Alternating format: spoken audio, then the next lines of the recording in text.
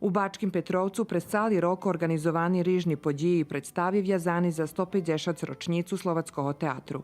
U teatralnim klubu u Petrovcu u ceku prikazovanje dokumentarnog filma. Predstava August von Kucebu, stari kočiš Petra Trecoho, bešeduje o kulturnoj dozretosci prethodnikoh. Na 20 u švetočnej sali otrimaše Umetnicka akademija Mit o teatru na Dolnjej žemi, čiji hlavni organizator rubrika na slovatskim jeziku televiziji Novi Sad. Na jutre u veljkej sali opštini Bački Petrovec Teatralni institut ZOS Bratislavi organizuje fahove sovitovanja Draha medzi tradicijnim i modernim.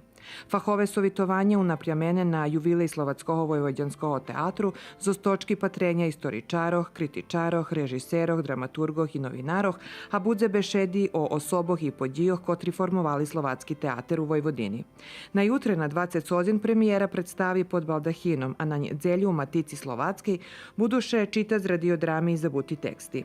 Teatralni institut ZOS Bratislavi organizuje robotnji na kotrih še školjare budu učic jak nastavaju predstavi. Na nedzelju planovana predstava Jani Juranjovej, Miski Sriberni, Sudzini Vinjimkovo.